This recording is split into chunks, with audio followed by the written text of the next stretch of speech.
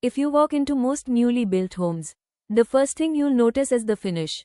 Shiny tiles, false ceilings, decorative walls, everything looks expensive. But here's the question no one asks. Is the house actually performing well? Or does it just look good?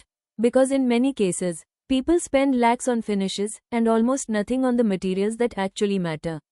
Hello and welcome to Build It Sustainable. In this video, I want to show you a different way of thinking. Not about spending more money, but about spending it smarter. Let's start with a simple observation. Finishes are what you see. Materials are what you live with. And most people prioritize what they see. For example, people spend heavily on tiles, high gloss finishes, imported designs, premium brands. But those tiles don't make your home cooler. They don't improve air quality. They don't reduce your electricity bills. They only change how your home looks. Now compare that with something like wall material. AAC blocks, fly ash bricks, insulation layers. These are not visible after construction. But they directly affect how hot your house feels, how much energy you use, and how comfortable your home is. So here's the problem. We spend money on appearance, but ignore performance. Let me give you a simple example. Two houses. One spends extra on decorative finishes. The other spends that same money on better wall materials and insulation. From outside, the first house looks more premium. But inside, it heats up faster. It needs more cooling. And over time, it costs more to maintain.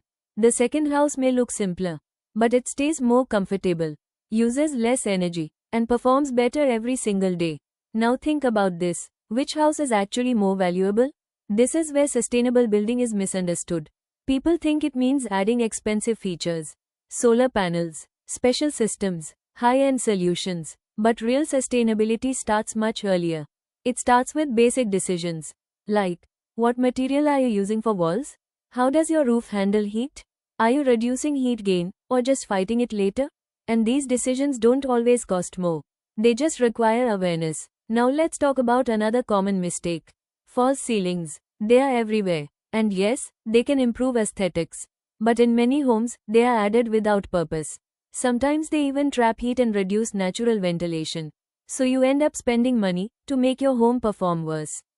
Same with decorative cladding, stone, panels, textures.